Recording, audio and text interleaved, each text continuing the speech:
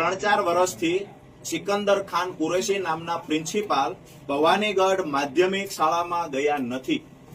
દર મહિને પ્રિન્સિપાલ સિકંદર ખાનનો પગાર એના ખાતામાં જમા થાય છે. સાહેબ, આ કોઈ એવી ઘટના નથી કે તમારી ધ્યાને ન આવી હોય. જો તમારી ધ્યાને ન આવી હોય તો જિલ્લા શિક્ષણ અધિકારી તરીકે અને જિલ્લા શિક્ષણ વિભાગ તરીકે આનાથી મોટી દુઃખની વાત બીજી કોઈ ન હોય. પોતાના વિભાગનો કર્મચારી 3 વર્ષથી સ્કૂલે જતો નથી, તેમ છતાં એના ખાતામાં પગાર જમા થાય છે. એ માણસ આજે સ્કૂલે ગયો, કોઈ 2 લેડીઝને ત્યાં શિક્ષિકા તરીકે હાજર કરવાના છે એટલે માણસ આજે 3 વર્ષે સ્કૂલે ગયો છે.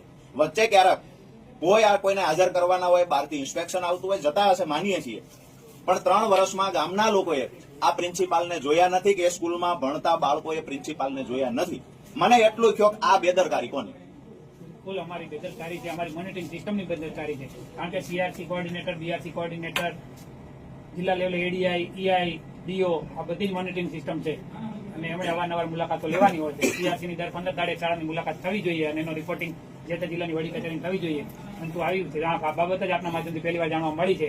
જ્યારે લેખિતમાં આવ્યું છે અમારી પાસે વડીલો દ્વારા કે અહીંયા આગળ એક શિક્ષક જે છે એ કાયમી જતા જ નથી 3 વર્ષથી, ત્યારે અમે તાત્કાલિક તપાસ સોંપીને બારડભાઈ સાહેબ તમારે ત્યાં આવ્યા રિપોર્ટ સબમિટ થઈ ગયો છે અને હવે એને 7 દિવસ માટે એના જવાબ માટે રૂબરૂ બોલાવેલા છે. 7 દિવસ થાય એના પછી અમે એની યોગ્ય કાર્યવાહી કરવાના છીએ.